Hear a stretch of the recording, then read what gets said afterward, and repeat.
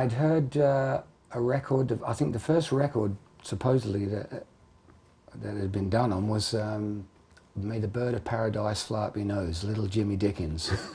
But Grady Martin was doing it. And it was kind of cascade, you know, the sort of cascading guitar, you know.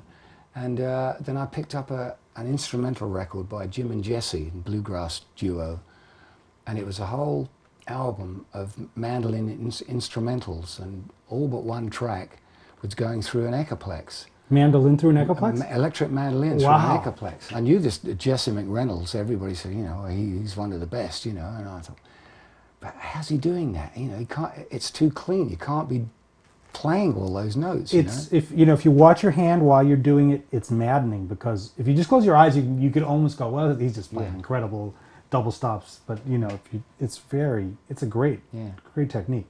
So I had the good fortune to work with Jerry Reed in London and late in the '60s, you know, and he asked me if I'd had an Echoplex, and I said no. I said, what is it? He said, oh, it's a tape echo. You can move the heads and do all this. And I said, well, I had a tape echo in the early '60s, kind of went out of style, you know, with the bands I played with. And he said, oh, no, you can do some really cool things with this, you know. So that was one of the things I bought when I first came to California. I bought an Echoplex. But it took me ages to figure out how to do it. I knew it was done with a repeat. I thought, well, what am I doing wrong, you know? And I eventually figured it out. I was just playing too many notes. You know, so what you have to do, you set it around 300 milliseconds. You have to play a really strict 4 notes to the bar. You hit the first note, and it sounds like it's repeating directly afterwards, but it's not. It repeats, that note repeats after you've hit the second note. So it's really confusing when you're playing it, you know. So you just have to concentrate on what you're playing, make sure it's in time, and keep it going, you know, because you know, if you make a mistake, you hear it twice, you know. Could you demonstrate it for us? Yeah, well, I'll try, yeah. Let's see, and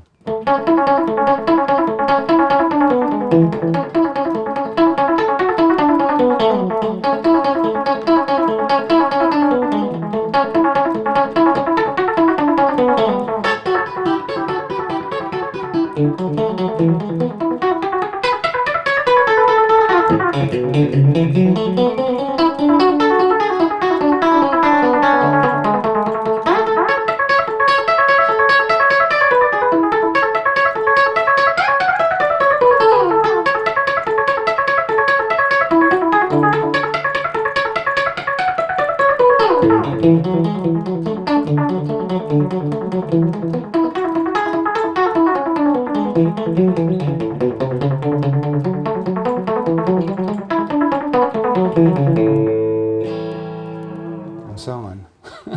That's beautiful. Thank you. All I'm playing is just...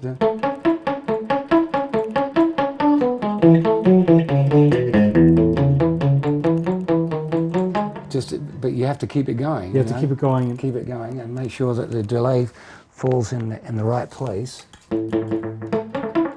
If it's not in the right place, it just sounds like a mess, you know. So you have to, if you do this with a band, you better have a good drummer who can stay with you. Or a unit like this where you can, before your solo comes up, you tap the tempo in it. You just dial it in, so you get that. And the repeats fall in between the notes that you're hitting. Do you, when you play live, do you have like a preset for this in your chord? Well, I do, yeah. You know, it doesn't always work. You know, I'll try it out.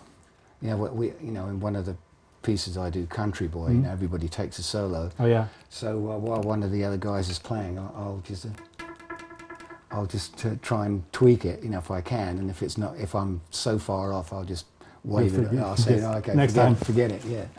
But it's easier to do with a unit like this, where you can actually do it. You know, if you've got like a preset thing, then you got to access it, and yeah. It doesn't look that good on stage when you're at the back of your amp doing this. It's a great sound. It's beautiful. Oh, well, thanks. Yeah, it's fun. And you know, whenever I do an up-tempo tune like that, I'm always very tempted to do it. You know, a lot of guys do it now. You know, but you know, I can't claim that I invented it, and in fact I'm not sure who did. You know, it may have been somebody like Les Paul or Chet Atkins, you know, but Grady Martin did it on that record, and I think it introduced it to a lot of people.